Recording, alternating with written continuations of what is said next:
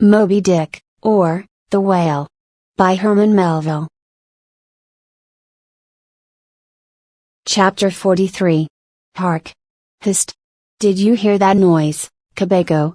It was the middle watch, a fair moonlight, the seamen were standing in a cordon, extending from one of the freshwater butts in the waist, to the scuttle-butt near the taffrail. In this manner, they passed the buckets to fill the scuttle-butt. Standing, for the most part, on the hallowed precincts of the quarter-deck, they were careful not to speak or rustle their feet. From hand to hand, the buckets went in the deepest silence, only broken by the occasional flap of a sail, and the steady hum of the unceasingly advancing keel.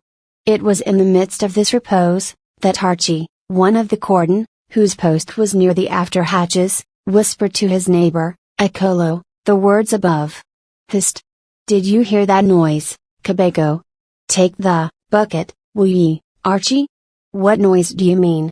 There it is again, under the hatches, don't you hear it? A cough, it sounded like a cough. Cough be damned. Pass along that return bucket. There again, there it is! It sounds like 2 or 3 sleepers turning over, now. Caramba! Have done, shipmate, will ye? It's the 3 soaked biscuits ye eat for supper turning over inside of ye, nothing else. Look to the bucket. Say what ye will, shipmate, I've sharp ears. Aye, you're the chap, ain't ye, that heard the hum of the old Quakeress's knitting needles 50 miles at sea from Nantucket? You're the chap. Gran away, we'll see what turns up.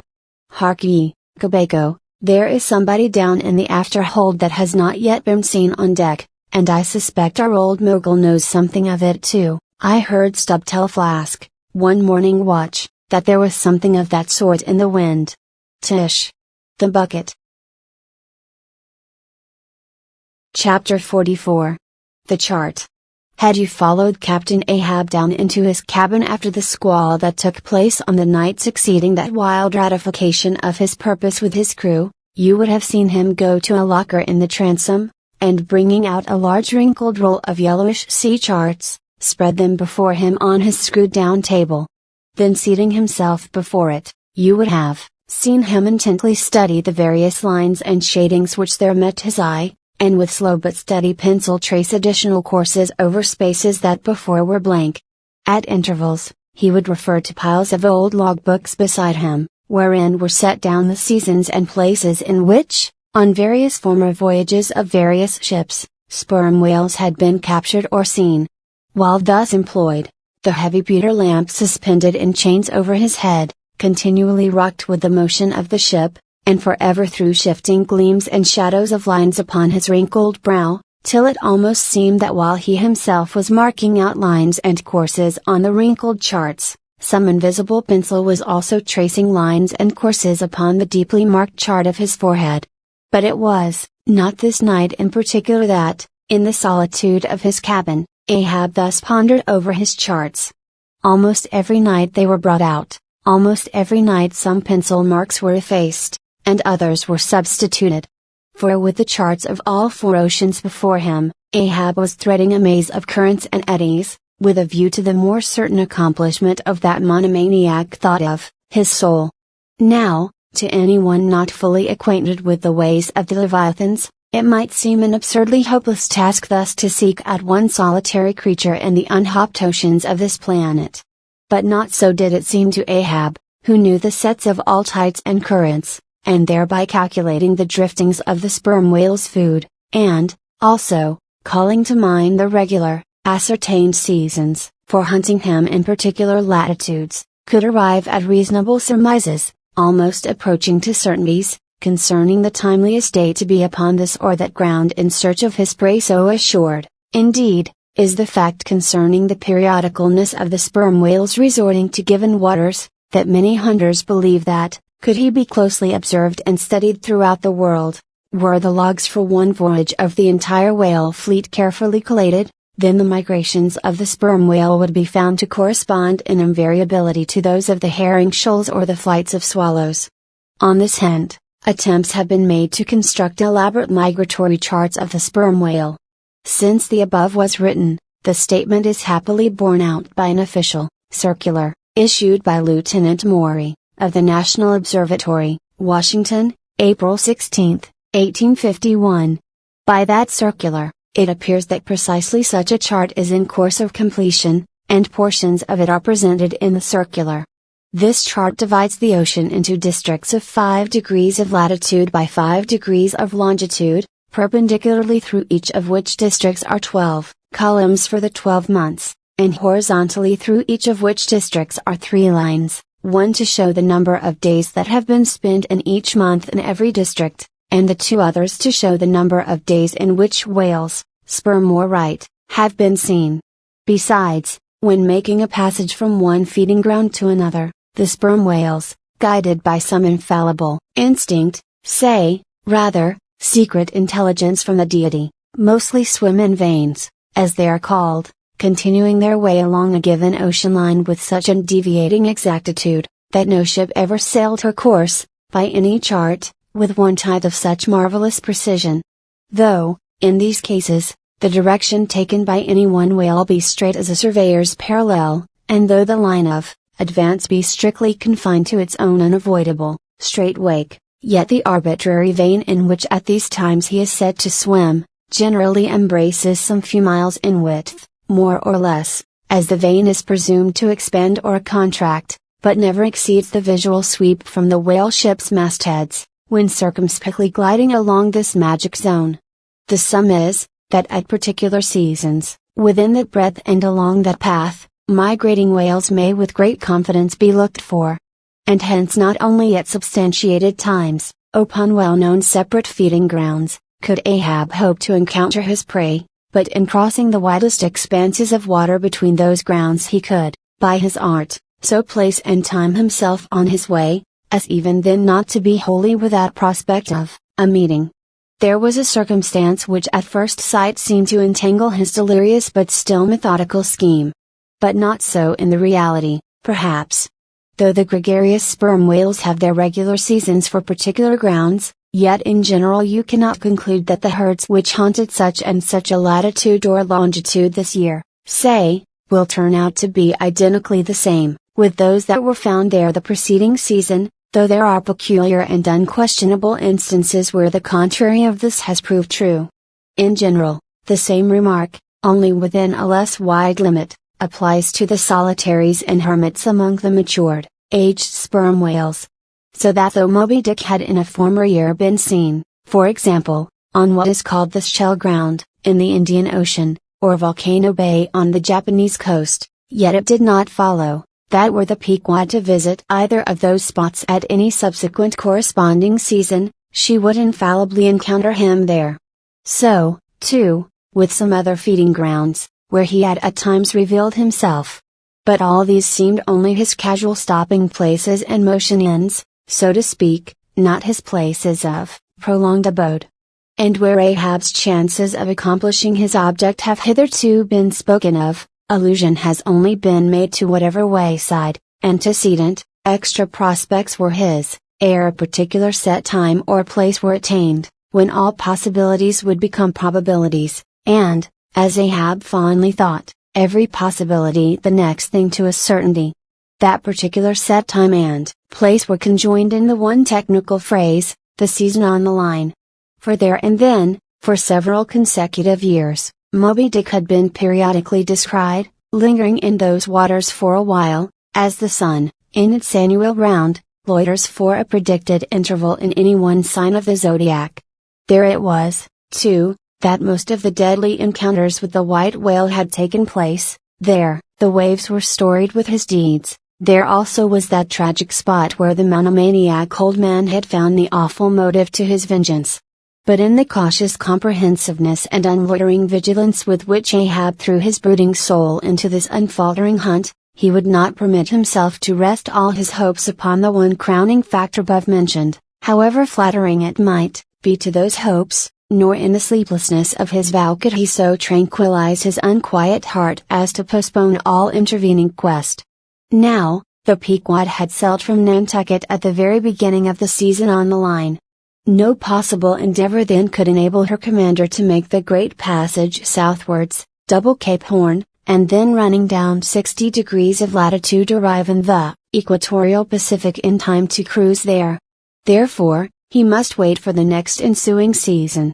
Yet the premature hour of the Pequod's sailing had, perhaps, been correctly selected by Ahab, with a view to this very complexion of things.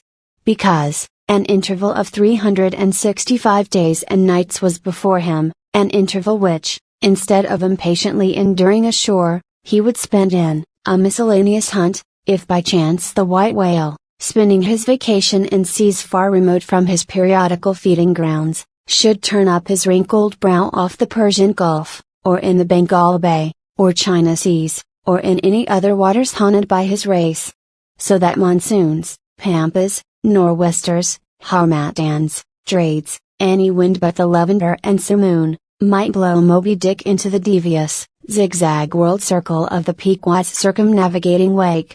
But granting all this, yet, regarded discreetly and coolly, seems it not but a mad idea, this, that in the board-boundless ocean, one solitary whale, even if encountered, should be thought capable of individual recognition from his hunter, even as a white-bearded mufti in the thronged thoroughfares of Constantinople?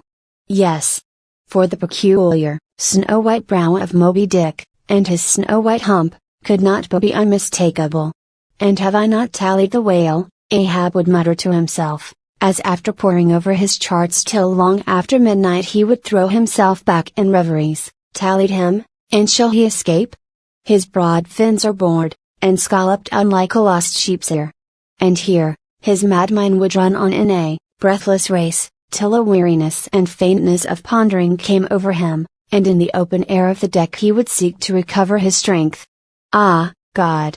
What trances of torments does that man endure who is consumed with one unachieved revengeful desire!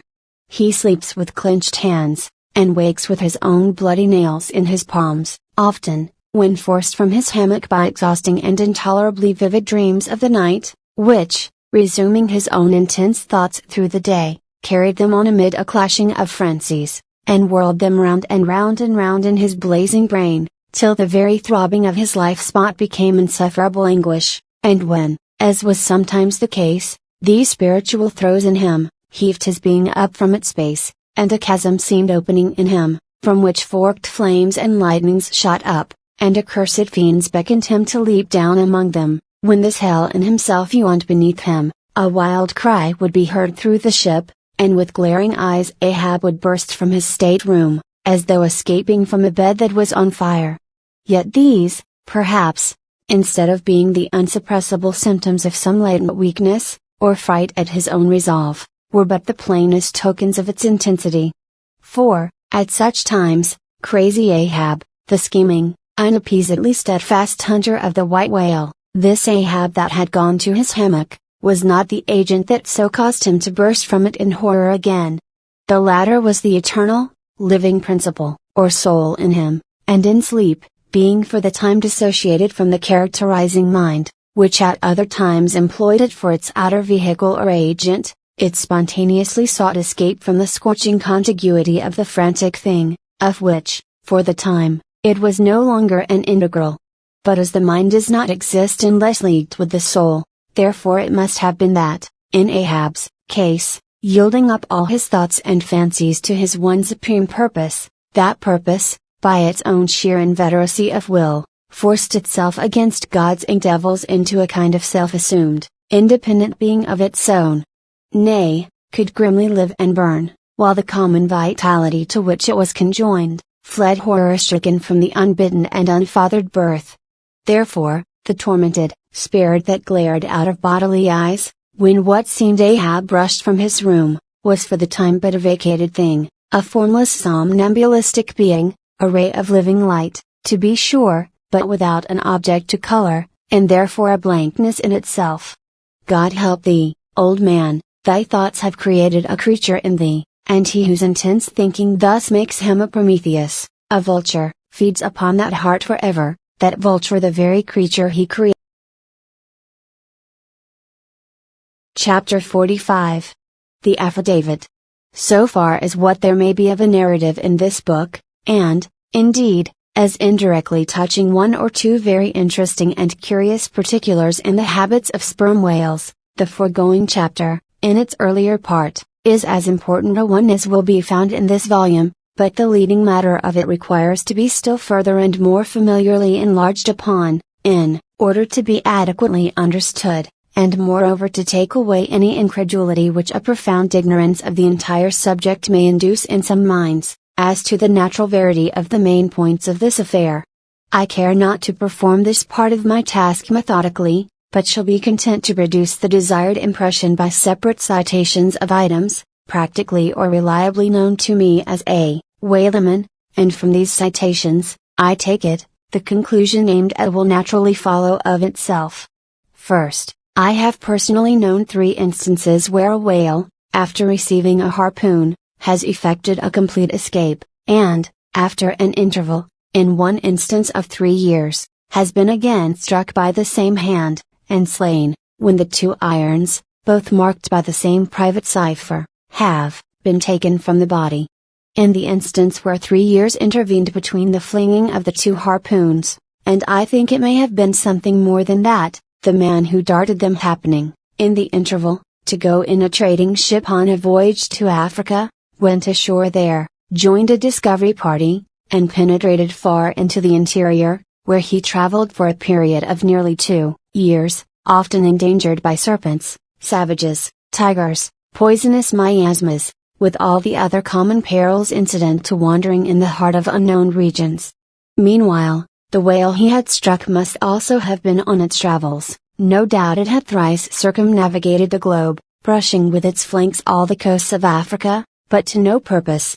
This man and this whale again came together, and, the one vanquished the other. I say I, myself, have known 3 instances similar to this, that is in 2 of them I saw the whales struck, and, upon the second attack, saw the 2 irons with the respective marks cut in them, afterwards taken from the dead fish.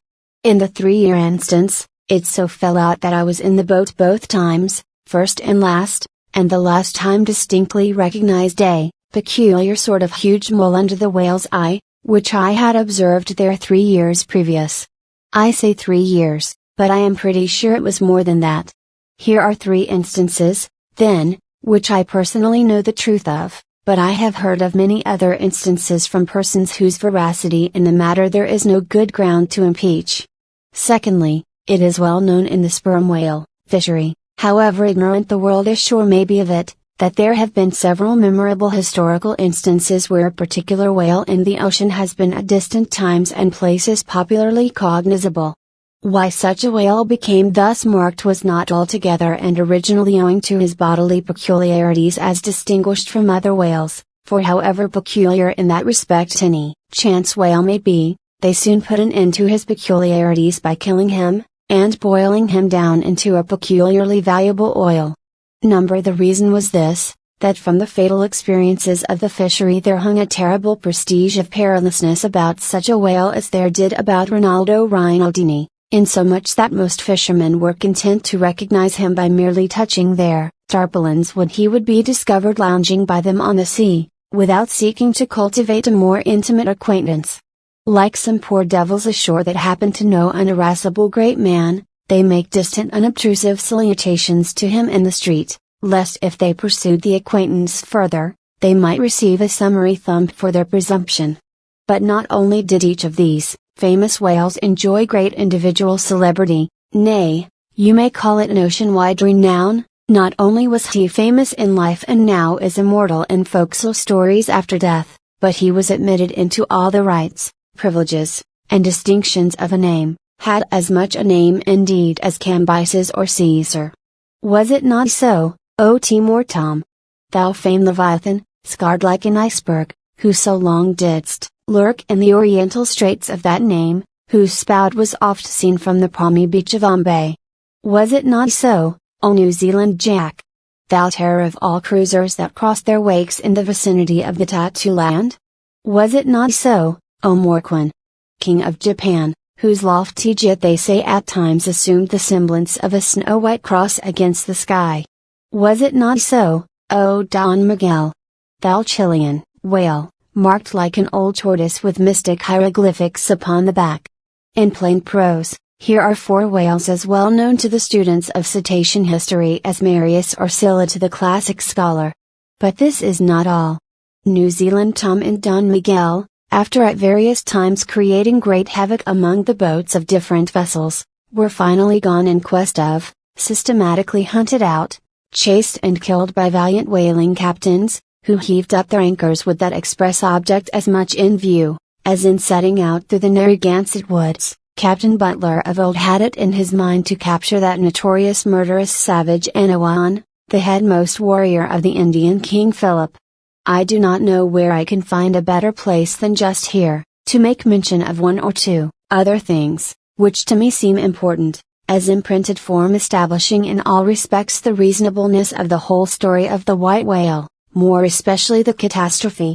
For this is one of those disheartening instances where truth requires full as much bolstering as error. So ignorant are most landsmen of some of the plainest and most palpable wonders of the world, that without some hints touching the plain facts, historical and otherwise, of the fishery, they might scout at Moby Dick as a monstrous fable, or still worse and more detestable, a hideous and intolerable allegory. First, though most men have some vague flitting ideas of the general perils of the grand fishery, yet they have nothing like a fixed, vivid conception of those perils, and the frequency with which they recur. One reason perhaps is, that not 1 in 50 of the actual disasters and deaths by casualties in the fishery, ever finds a public record at home, however transient and immediately forgotten that record. Do you suppose that that poor fellow there, who this moment perhaps caught by the whale line off the coast of New Guinea, is being carried down to the bottom of the sea by the sounding Leviathan? Do you suppose that that poor fellow's name will appear in the newspaper obituary you will read tomorrow at your breakfast? Number because the mails are very irregular between here and New Guinea. In fact, did you ever hear what might be called regular news direct or indirect from New Guinea? Yet I tell you that upon one particular voyage which I made to the Pacific, among many others we spoke 30 different ships, every one of which had had a death by a whale, some of them more than 1, and 3 that had each lost a boat's crew. For God's sake, be economical with your lamps and candles. Not a gallon you burn, but at least 1 drop of man's blood was spilled for it. Secondly, people ashore have indeed some indefinite idea that a whale is an enormous creature of enormous power, but I have ever found that when narrating to them some specific example of this twofold enormousness, they have significantly complimented me upon my facetiousness, when, I declare upon my soul, I had no more idea of being facetious than Moses, when he wrote the history of the plagues of Egypt. But fortunately the special point I here seek can be established upon testimony entirely independent of my own. That point is this: the sperm whale is in some cases sufficiently powerful, knowing, and judiciously malicious, as with direct aforethought to stave in, utterly destroy, and sink a large ship, and what is more, the sperm whale has done it. First, in the year 1820 the ship Essex, Captain Pollard, of Nantucket, was cruising in the Pacific Ocean. One day she saw spouts, lowered her boats, and gave chase to a shoal of sperm whales. Ere long, several of the whales were wounded, when, suddenly, a very large whale escaping from the boats, issued from the shoal, and bore directly down upon the ship. Dashing his forehead against her hull, he so stove her in, that in less than 10 minutes she settled down and fell over. Not a surviving plank of her has been seen since. After the severest exposure, part of the crew reached the land in their boats. Being returned home at last, Captain Pollard once more sailed for the Pacific in command of another ship, but the gods shipwrecked him again upon unknown rocks and breakers. For the second time his ship was utterly lost, and forthwith forswearing the sea, he has never tempted it since. At this day Captain Pollard is a resident of Nantucket. I have seen Owen Chase, who was chief mate of the Essex at the time of the tragedy. I have read his plain and faithful narrative, I have conversed with his son, and all this within a few miles of the scene of the catastrophe. The following are extracts from Chase's narrative. Every fact seemed to warrant me in concluding that it was anything but chance which directed his operations. He made 2 several attacks upon the ship, at a short interval between them, both of which, according to their direction, were calculated to do us the most injury, by being made ahead, and thereby combining the speed of the 2 objects for the shock, to effect which, the exact maneuvers which he made were necessary. His aspect was most horrible, and such as indicated resentment and fury. He came directly from the shoal which we had just before entered, and in which we had struck 3 of his companions, as if fired with revenge for their sufferings. Again, at all events, the whole circumstances taken together, all happening before my own eyes, and producing, at the time, impressions in my mind of decided, calculating mischief, on the part of the whale, many of which impressions, I cannot now recall, induce me to be satisfied that I am correct in my opinion. Here are his reflections some time after quitting the ship, during a black night in an open boat, when almost despairing of reaching any hospitable shore. The dark ocean and swelling waters were nothing, the fears of being swallowed up by some dreadful tempest, or dashed upon hidden rocks, with all the other, ordinary subjects of fearful contemplation, seemed scarcely entitled to a moment's thought. The dismal looking wreck, and the horrid aspect and revenge of the whale, wholly engrossed my reflections, until day again made its appearance. In another place, p. 45, he speaks of the mysterious and mortal attack of the animal. Secondly, the ship Union, also of Nantucket, was in the year 1807 totally lost off the Azores by a similar onset, but the authentic particulars of this catastrophe I have never chanced to encounter, though from the whale hunters I have now and then heard casual allusions to it. Thirdly, some 18 or 20 years ago Commodore J., then commanding an American sloop of war of the first class, happened to be dining with a party of whaling captains, on board a Nantucket ship in the harbor of Oahu, Sandwich Islands. Conversation turning upon whales, the Commodore was pleased to be skeptical touching the amazing strength ascribed to them by the professional gentlemen present.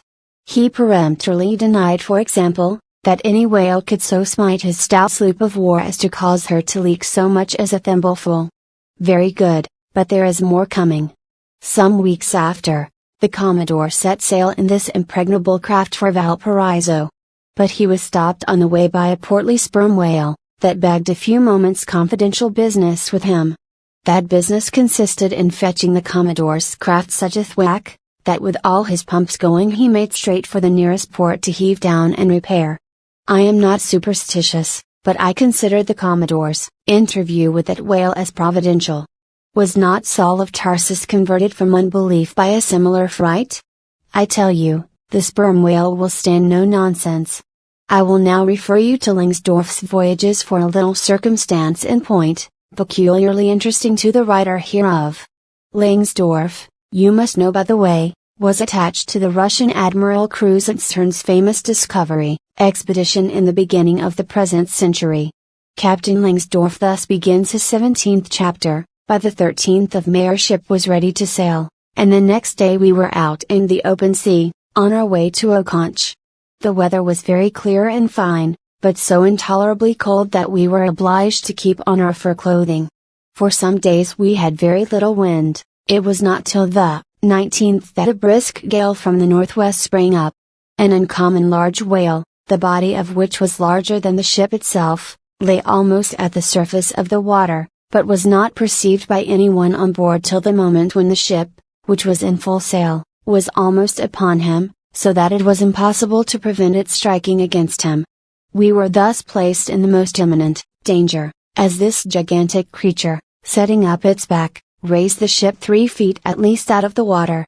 The masts reeled, and the sails fell altogether, while we who were below all sprang instantly upon the deck, concluding that we had struck upon some rock. Instead of this we saw the monster sailing off with the utmost gravity and solemnity. Captain Wolfe applied immediately to the pumps, to examine whether or not the vessel had received any damage from the shock, but we found that very happily it had escaped entirely uninjured. Now, the Captain Wolfe here alluded to as commanding the ship in question, is a New Englander, who, after a long life of unusual adventures as a sea captain, this day resides in the village of Dorchester near Boston. I have the honor of being a nephew of his. I have particularly questioned him concerning this passage in Langsdorff. He substantiates every word. The ship, however, was by no means a large one, a Russian craft built on the Siberian coast, and purchased by my uncle after bartering away the vessel in which he sailed from home. In that up and down manly book of old-fashioned adventure, so full, too, of honest wonders, The Voyage of Lionel, Wafer, one of ancient Dampier's old chums, I found a little matter set down so like that just quoted from Langsdorff, that I cannot forbear inserting it here for a corroborative example, if such be needed. Lionel, it seems, was on his way to John Ferdinando, as he calls the modern one Fernandez. In our way thither, he says, about 4 o'clock in the morning, when we were about 150 leagues from the main of America, our ship felt a terrible shock, which put our men in such consternation that they could hardly tell where they were or what to think, but every one began to prepare for death.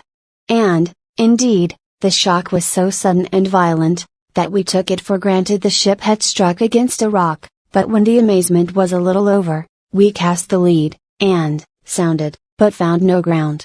The suddenness of the shock made the guns sleep in their carriages, and several of the men were shaken out of their hammocks. Captain Davis, who lay with his head on a gun, was thrown out of his cabin. Lionel then goes on to impute the shock to an earthquake, and seems to substantiate the imputation by stating that a great earthquake, somewhere about that time, did actually do great mischief along the Spanish land. But I should not much wonder if, in the darkness of that early hour of the morning, the shock was after all caused by an unseen whale vertically bumping the hull from beneath. I might proceed with several more examples, one way or another known to me, of the great power and malice at times of the sperm whale. In more than one instance, he has been known, not only to chase the assailing boats back to their ships, but to pursue the ship itself, and long withstand all the lances hurled at him from its decks. The English ship Pusey Hall can tell a story on that head, and, as for his strength, let me say, that there have been examples where the lines attached to a running sperm whale have, in a calm, been transferred to the ship, and, secured there, the whale towing her great hull through the water, as a horse walks off with a cart. Again, it is very often observed that, if the sperm whale, once struck, is allowed time to rally, he then acts, not so often with blind rage, as with willful, deliberate designs of destruction to his pursuers, nor is it without conveying some eloquent indication of his character, that upon being attacked he will frequently open his mouth, and retain it in that dread expansion for several consecutive minutes. But I must be content with only one more and a concluding illustration, a remarkable and most significant one, by which you will not fail to see, that not only is the most marvelous event in this book corroborated by plain facts of the present day, but that these marvels, like all marvels, are mere repetitions of the ages, so that for the millionth time we say Amen with Solomon, verily there is nothing new under the sun. In the 6th Christian century lived Procopius, a Christian magistrate of Constantinople, in the days when Justinian was emperor and Belisarius general. As many know, he wrote the history of his own times, a work every way of uncommon value. By the best authorities, he has always been considered a most trustworthy and unexaggerating historian, except in some one or two particulars, not at all affecting the matter presently to be mentioned. Now, in this history of his, Procopius mentions that, during the term of his prefecture at Constantinople, a great sea monster was captured in the neighboring Propontis, or Sea of Marmara, after having destroyed vessels at intervals in those waters for a period of more than 50 years. A fact thus set down in substantial history cannot easily be gainsaid. Nor is there any reason it should be. Of what precise species this sea monster was, is not mentioned. But as he destroyed ships, as well as for other reasons, he must have been a whale, and I am strongly inclined to think a sperm whale. And I will tell you why. For a long time I fancied that the sperm whale had been always unknown in the Mediterranean and the deep waters connecting with it. Even now I am certain that those seas are not, and perhaps never can be, in the present constitution of things, a place for his habitual gregarious resort. But further investigations have recently proved to me, that in modern times there have been isolated instances of the presence of the sperm whale in the Mediterranean.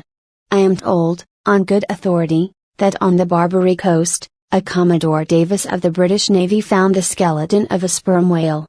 Now, as a vessel of war readily passes through the Dardanelles, hence a sperm whale could, by the same route, pass out of the Mediterranean into the Propontis.